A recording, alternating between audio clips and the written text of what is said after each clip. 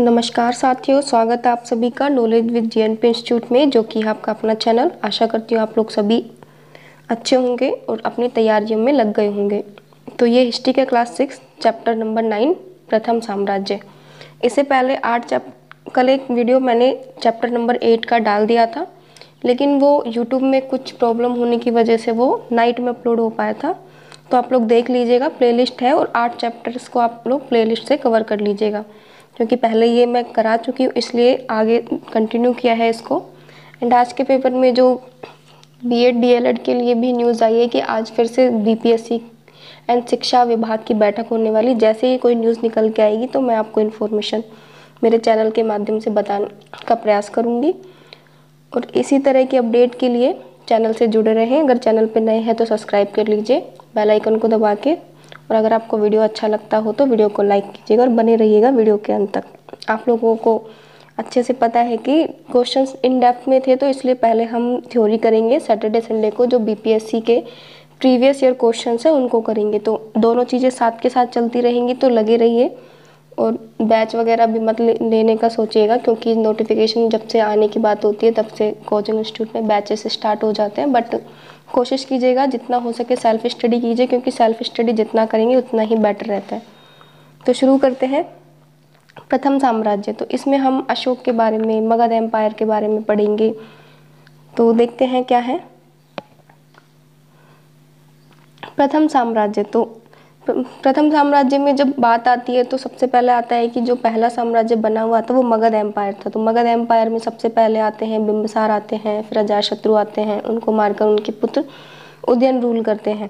अब एक तो होता है बिंदुसार, एक होता है बिंबिसार। तो बिंबिसार तो हर्यक डायनेस्टी से थे और बिंदुसार थे मौर्य एम्पायर से। ये थे अशोक के पुत्र, चंद्रगुप्त मौर्य के पुत्र थे और अशोक के पिताजी थे। और ये बिंबिसार थे हर्यक डायनेस्टी से। तो इसमें थोड़ा कंफ्यूज मत होना।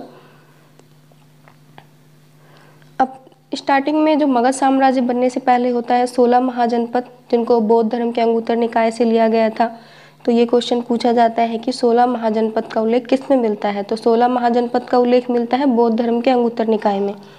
धीरे धीरे जो महाजनपद थे वो धीरे धीरे मगध साम्राज्य के अधीन होते जा रहे थे। मगध का राज्य दूसरे राज्यों का सैन्य विजय, वैवाहिक संबंध द्वारा अपने में मिलाकर बड़ा होता जा रहा था। तो वैवाहिक संबंध को सबसे पहले लाने वाले थे अजातशत्रु, क्योंकि उनका मानना था वैवाहिक संबंध स्थापित करके हम अपने साम्राज्य को बड़ा कर सकते हैं। तो जो वैवाहिक संबंध था, दूसरे राज्यों से वैवाहिक संबंध स्थापित करके अपने राज्यों को बड़ा करना, तो ये कंसेप्ट सबसे पहले अजातशत्रु लेके आए थे। तो ये पॉइंट आप ध्यान रखना। 273 ईस्वी में अपने पिता बिंदुसार के बाद अशोक मगध साम्राज्य का सम्राट बना। इसके साम्राज्य की राजधानी थी पाटलिपुत्र। पाटलिपुत्र को बसाने वाले कौन थे? उदयन थे। चीज़ों को अगर आप हिस्ट्री में क्या होता है कि किसी भी चीज़ को आप लिंक करके पढ़ोगे तो चीज़ें आपको ज़्यादा याद रहेंगी। तो मैं कोशिश करूँगी आपको एनसीईआरटी से चीज़ें आपको लिंक कराने की, जिससे कि आपको याद रहे। अब जब राज्य बहुत बड़ा हो जाता था तो उसे साम्राज्य कहते हैं। अशोक साम्राज्य पर शासन करता था। इसकी स्थापना उसके दादा चंद्रगुप्त मौर्य ने की थी, जो कि 23 वर्ष पहले की थी। इसके साम्राज्य में बहुत सारे नगर थे। तक्षशिला, जिसमें आचार्य चाणक्य थे। उत्तर पश्चिम में मगध एशिया के लिए जाने जाने वाले मार्ग, जो कि सेंट्रल एशिया से ही था ना, सिकंदर भारत पर आक्रमण करने वाला था। जब भी जो आचार्य चाणक्य है वो घनानंद के दरबार में जाते हैं और फिर वो वहाँ पे उनकी इंसल्ट करने के बाद फिर वो जो नंद वंश, उसको ख़त्म करने का वो बना लेते हैं, क्योंकि वहाँ पे काफ़ी चाणक्य की इंसल्ट कर देते हैं वो। उज्जैन उत्तरी भारत से दक्षिणी भारत जाने वाले रास्ते में पड़ता था। नगरों में व्यापारी, सरकारी अधिकारी, शिल्पकार रहा करते थे। साम्राज्य अलग क्षेत्रों में बसने वाले लोगों के खान पान, पोशाक आदि से भिन्नता थी। मौर्य साम्राज्य मूल क्षेत्र नंद साम्राज्य, जिस पर चंद्रगुप्त मौर्य ने अधिकार किया था। तो क्या होता है कि चंद्रगुप्त मौर्य जो नंद वंश है उस पर अधिकार करता है। तो मगध एम्पायर में जो राजा थे वो आप इस ट्रिक से याद कर लेना। हसीन, ये मैंने पहले भी आपको बताई है। माशुका 7 है से हर्यक वंश, फिर आता है शी से शिशुनाग वंश, न से नंद वंश, और मैं से मौर्य वंश, और शु से शुंग वंश। फिर आता है कै से कण्व वंश, और 7 से सातवाहन वंश। अब हर्यक वंश के जो फाउंडर थे वो थे बिंबिसार, शिशुनाग वंश के थे शिशुनागी थे, नंद वंश के थे घनानंद, मौर्य एम्पायर के थे चंद्रगुप्त मौर्य। फिर आता है शुंग वंश, पुष्यमित्र शुंग होते हैं जो मौर्य एम्पायर के वृद्धत्व को मारकर बनते हैं। फिर आता है कणव वंश, कणव के थे वासुदेव और सातवाहन के थे सिमुख। इनको पेन पेपर लेके बैठा कीजिए ताकि चीज़ें जो मैं बताऊं आपको उनको नोट कर लें की पॉइंट के रूप में। और पाटलिपुत्र को जो बसाया था वो उदयन ने बसाया था, और पटना की सबसे पहले जो इस्टेब्लिशमेंट की थी वो शेरशाह सूरी ने की थी। अब देखते हैं जो मौर्य साम्राज्य में प्रशासन कैसा था। और सबसे ज़्यादा मौर्य साम्राज्य अशोक के नाम से जाना जाता है, क्योंकि मौर्य साम्राज्य में सबसे बड़े जो राजा थे वो सम्राट अशोक थे। पश्चिम में गांधार, कश्मीर, पश्चिम में सौराष्ट्र, दक्षिण में कर्नाटक तक विजय अभियान किया। विशाल साम्राज्य अशोक कलिंग क्षेत्र में समाहित किया, लेकिन इसके बाद युद्धों का परित्याग, कल्याणकारी उपायों के शासन चलाने का निर्णय लिया। तो साम्राज्य का प्रशासन, अशोक एक विशाल साम्राज्य का सम्राट था। इतने बड़े राज्य पर अकेले शासन करना आसान नहीं था। इस विशाल साम्राज्य के प्रशासन के विषय में भी समझना आवश्यक है। तो प्रशासनिक कार्य में राजा की सहायता के लिए एक जो उच्च पदाधिकारी होता था वो था अमात्य, और अमात्य क्या होता, मंत्री होता था। जैसे अभी हमारे लोकसभा, हमारे जो मंत्री होते हैं ना, अभी हमारे सबसे, जैसे इंडिया को एग्जाम्पल लेते हैं तो जो हमारे अमात्य हैं वो है हमारे पीएम। तो अमात्य उस टाइम में एक मंत्री होता था। पुरोहित, पुरोहित से तो ऐसे ही पता चल रहा है कि धार्मिक कार्य, क्योंकि पंडितों को हम पुरोहित बोलते हैं, तो कुछ ट्रिक्स लगा के भी याद कर सकते हैं। अब राज्य के खजाने, यानी कि जो राज्य के खजानों को देखा करते थे उनको कोषाध्यक्ष कहते थे। समाहर्ता, राजस्व संग्रहकर्ता का काम क्या था, इकट्ठा करना, जो टैक्स कलेक्शन है वो करता था। संग्रहकर्ता और राजस्व। आय का मुख्य स्रोत जमीन से मिलने वाला भू राजस्व था। यहाँ कुल उत्पादन का 1/6 और 1/4 भाग होता था। तो ये वाला क्वेश्चन बीपीएससी ने पूछा हुआ 2018 के बीपीएससी प्री में कि कुल उत्पादन कितना होता था, 1/6 एंड 1/4 भाग। संदेशवाहक एक जगह से दूसरे जगह घूमते थे और राजा के जासूस अधिकारियों की क्रियाकलापों पर नजर रखते थे। तो ये चीजें याद रखना। इतना फैक्ट, ये वाला जो पेज है इसको थोड़ा सा याद रखना, क्योंकि ये चीज़ पूछी जाती है, क्योंकि क्वेश्चन इन डेप्थ में बनेंगे। पहले भी मैंने हर वीडियो में चिल्ला के बोला था, अभी भी यही बोल रही हूँ कि वन लाइनर पढ़ने के बजाय थ्योरी पढ़ना अच्छे से कोशिश करना, और इसका PDF आप टेलीग्राम से डाउनलोड कर लेना। मौर्य साम्राज्य के भीतर कई छोटे छोटे प्रांत थे। 4 प्रांत मगध, तक्षशिला, उज्जैन, स्वर्णगिरी के प्रमुख। अशोक अपनी राजधानी पाटलिपुत्र में शासन करता था। इन नगरों और उसके आसपास के इलाकों की देखभाल राजकुमार करते थे। राजकुमार कौन होते थे, तो जो राजा के पुत्र होते थे, जिनको युवराज भी कहा जाता था। प्रांतों को जिलों में विभाजित किया गया, तो प्रांत जिलों में बांटे गए थे। इन जिलों की देखभाल, स्थानिक गांव की देखभाल गांव के मुखिया करते थे। ग्रामिक, तो ग्रामिक कौन होता है, जो गांव की देखभाल करने वाला होता है। प्रत्येक गांव में अधिकारियों का एक दल होता था जो गांव के लोगों, पशुओं का लेखा जोखा रखता था और करों की वसूली करके बड़े अधिकारियों तक पहुंचाता था। नगर में प्रशासन परिषद, उसकी 6 समितियां देखने को मिलती थी। अलग अलग इनके विभाग होते थे। न्याय प्रशासन क्षेत्र में साम्राज्य सबसे बड़ा प्रभावशाली सम्राट, यानी कि जो सबसे बड़े ज़्यादा प्रभावशाली होते थे वो वहाँ के सम्राट होते थे, क्योंकि जो सब कुछ वही करते थे।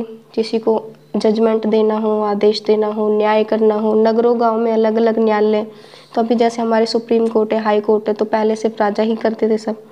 पंचायतों द्वारा देखे जाते थे। नीचे के न्यायालयों के निर्णय के विरुद्ध न्यायालयों की अपील करने का नियम था। तो पहले भी वहाँ अपील करने का नियम था। जैसे मुगल दरबार में जहांगीर चैन की वो जंजीर लेके आए थे ना, जाके मतलब किसी भी फरियादी को अपनी फरियाद करनी है तो वो जंजीर वाला सिस्टम था, वहाँ पे जाके फरियाद करते थे। उसी तरह से अशोक ने अपने शासन को अधीन मानवीय बनाने के लिए राजा के हित के लिए अनेक कार्य किए। उसमें मनुष्य, पशुओं के लिए चिकित्सालय खुलवाए, जहाँ गरीबों को निःशुल्क चिकित्सा प्रदान की जाती थी, उन्हें औषधि भी उपलब्ध कराई जाती थी।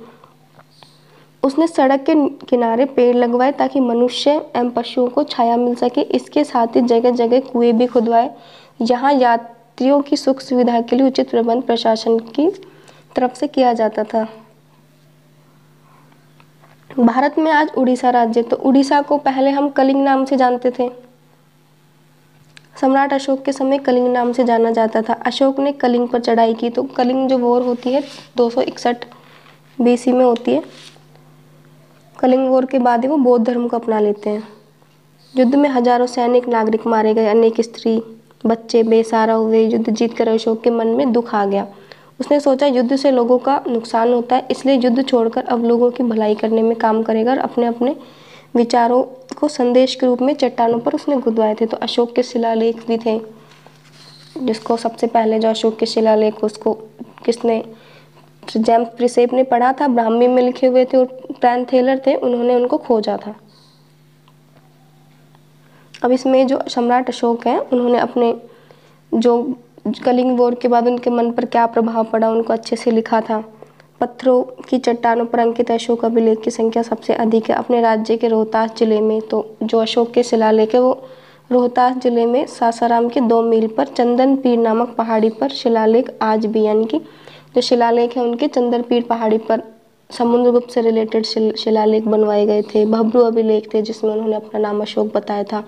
तो कुछ शिलालेख है उसको हम थोड़ा सा बाद में एक साथ पढ़ेंगे। राजा बनने के 8 साल बाद मैंने कलिंग युद्ध को जीता, इससे मुझे बहुत दुख हुआ। और यह क्यों? आज़ाद जनपद हराया जाता है, वहाँ लाखों लोग मारे जाते हैं, मतलब जहाँ की लड़ाइयाँ होती हैं वहाँ लाखों लोग मारे जाते हैं, जनपद से बाहर निकाल दिए जाते हैं, वहाँ रहने वाले ब्राह्मण भिक्षु मारे जाते हैं। ऐसे किसान जो बंधु मित्र दास मजदूरों को नम्रता से प्रणाम मतलब कि बर्ताव करते हैं वो भी मारे गए, अपने प्रियजनों से बिछुड़ जाते हैं। तो जो मतलब उनके मन में हुई, उनको विचार आया युद्ध के बाद, तो उन्होंने सब कुछ शिलालेख में लिखा। तो वो इसलिए लिखते हैं क्योंकि मैं मानता हूँ कि धर्म व्यवहार से जीतना युद्ध जीतने से बेहतर है। मैं इन बातों को खुदवा रहा हूँ ताकि मेरे जो पुत्र हैं पौत्र हैं वो युद्ध की बात न सोचें, क्योंकि पहले राजाओं का था जितना ज़्यादा युद्ध करेंगे उतना जीतेंगे, साम्राज्य बढ़ेगा। तो अशोक क्या करते हैं कि जब कलिंग वॉर से इनका दिमाग खराब हो जाता है तो वो बौद्ध धर्म अपना लेते हैं। तो सबसे पहले जो इनको बौद्ध धर्म के बारे में देने वाले होते हैं ज्ञान, वो होते हैं उपगुप्त। ये क्वेश्चन पूछा जाता है कि वो राजा अशोक किससे प्रभावित होकर बौद्ध धर्म को अपनाते हैं। तो वो परेशान रहते हैं तो उपगुप्त से मिलते हैं, तो वहाँ पे बौद्ध धर्म अपना लेते हैं।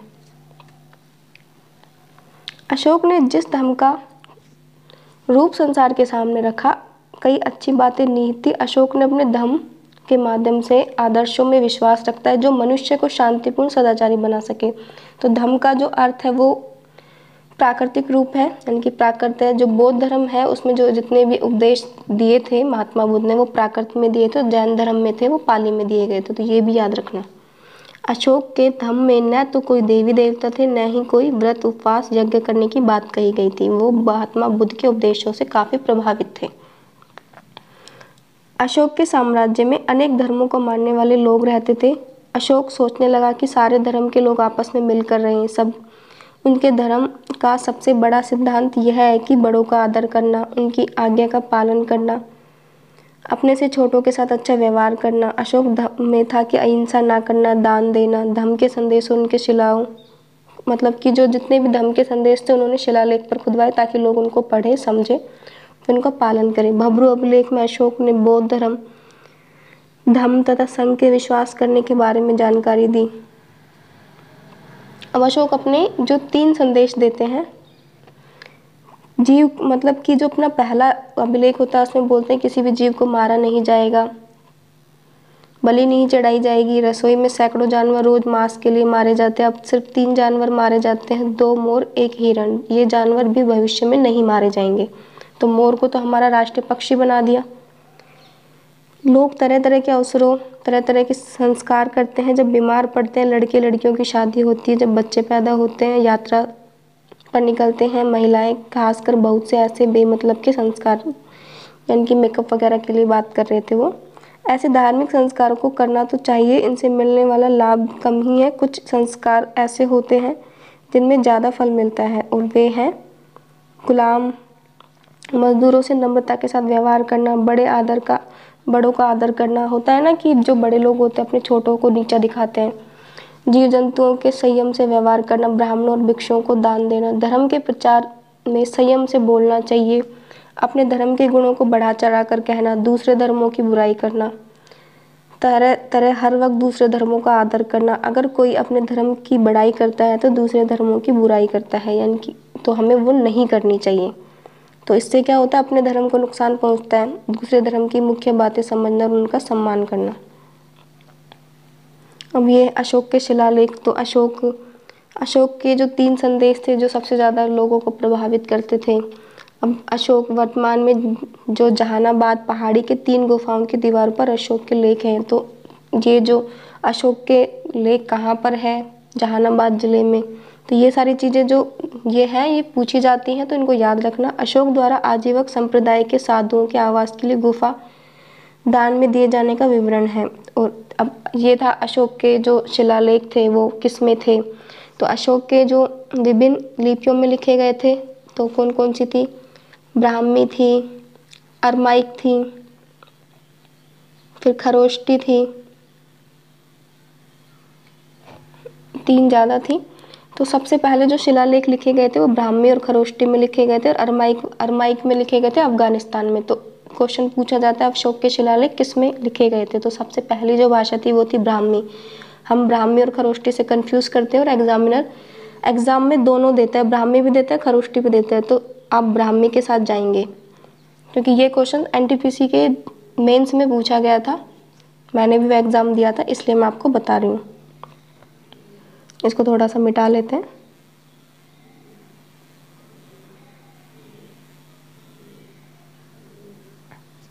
अब 1837 में जेम्स प्रिसेट नामक अंग्रेज विद्वान थे, सबसे पहले ब्राह्मी लिपि को पढ़ा। तो अशोक के जो शिलालेख को खोजा किसने था, फ्रैंक थेलर ने खोजा था, और पढ़ा था जेम्स प्रिसेट ने। तो ये याद रखना, ब्राह्मी लिपि के कुछ अक्षरों में अपनी पहचान के अक्षरों को ढूंढिए, तो मतलब जो हम समझ सकते हैं।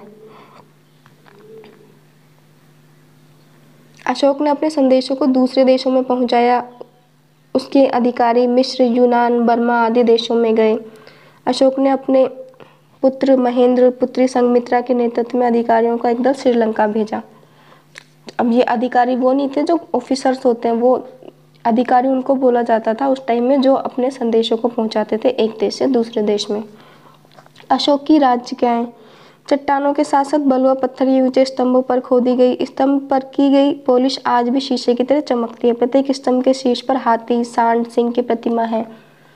सारनाथ, जैसे कि अशोक जो चिन्ह बनाए गए थे वो सारनाथ के स्तंभ शीर्ष में 4 सिंह बनाए गए थे। 26 जनवरी 1950 को जब हमारा गणतंत्र बना, तो जो अशोक स्तंभ को उसमें राष्ट्रीय चिन्ह के रूप में स्वीकार किया गया। भारत में राष्ट्रीय चिन्ह में गोलाकार शीर्ष पलक पर एक पीछे की ओर बैठे 4 सिंहों की आकृति है, चौथा सिंह दिखाई नहीं देता। तो जो हमारे सारनाथ का स्तंभ है उसमें 4 सिंह है, जिसके मध्य 24 तीलियां हैं। हमारे जो नेशनल फ्लैग है उसमें जो तीलियां हैं वो 24 हैं। तो कुछ चीज़ें लिंक करके पढ़ना तो आपको याद रहेंगी। इसके शीर्ष पर हाथी, एक दौड़ते हुए घोड़े, एक सांड और एक सिंह की ऊंची उभारयुक्त आकृति अलंकृत है, जो मध्यवर्ती चक्र द्वारा विभाजित है। चिन्ह के नीचे की ओर सत्यमेव जयते लिखा गया। सत्यमेव जयते जिसका अर्थ होता है कि सत्य की सदा विजय होती है, जो कि देवनागरी लिपि में। अब देवनागरी हमारे संविधान में आर्टिकल नंबर 343 में आती है। उनकी जो हिंदी भाषा देवनागरी लिपि की बात करता है, तो वो आर्टिकल 343 करता है। ये चीज़ें भी याद रखना। तो मैं कोशिश करूँगी कि आपकी चीज़ें लिंक करके पढ़ाऊँ, चाहे वो हिस्ट्री हो, चाहे पॉलिटी हो, चाहे ज्योग्राफी हो, ताकि आपको चीज़ें याद रहें।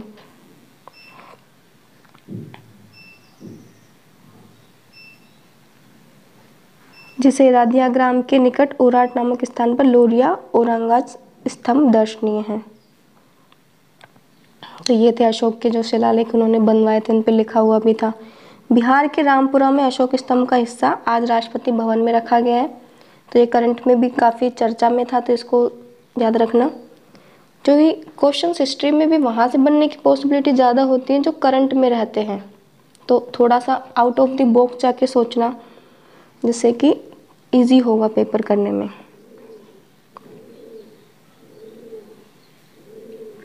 अब ये था आपका चैप्टर।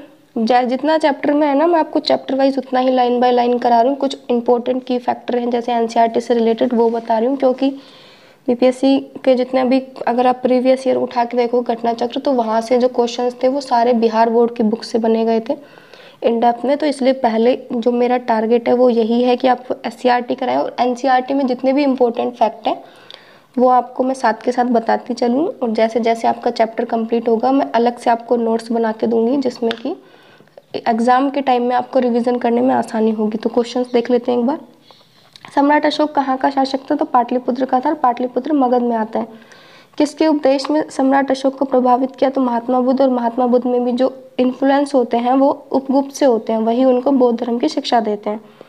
अशोक के साम्राज्य के प्रशासन का उच्च पदाधिकारी कौन था? तो कौन था? अमात्य था, क्योंकि वो मंत्री होता है। किस युद्ध को जीतने के बाद अशोक के मन में दुख भर गया? तो कलिंग वॉर को जीतने के बाद भरता है। सर्वप्रथम ब्राह्मी लिपि को कौन पढ़ते हैं? तो जेम्स प्रिसेप पढ़ते हैं। तो ये था आपका वीडियो। अगर वीडियो अच्छा लगा हो तो वीडियो को लाइक कीजिएगा, चैनल पे नए हैं तो सब्सक्राइब करके बेल आइकन को दबा लीजिएगा, जिससे कि आने वाली सभी वीडियो के नोटिफिकेशन आपको मिलते रहें और जो तैयारी है आपकी प्रॉपर चलती रहे। और चैनल को, वीडियो को शेयर कीजिए। अगर आपकी कोई भी डाउट है तो आप कमेंट बॉक्स में कमेंट कीजिए, मैं उसका रिप्लाई ज़रूर करूँगी। बने रहना चैनल के साथ। जय हिंद, जय भारत।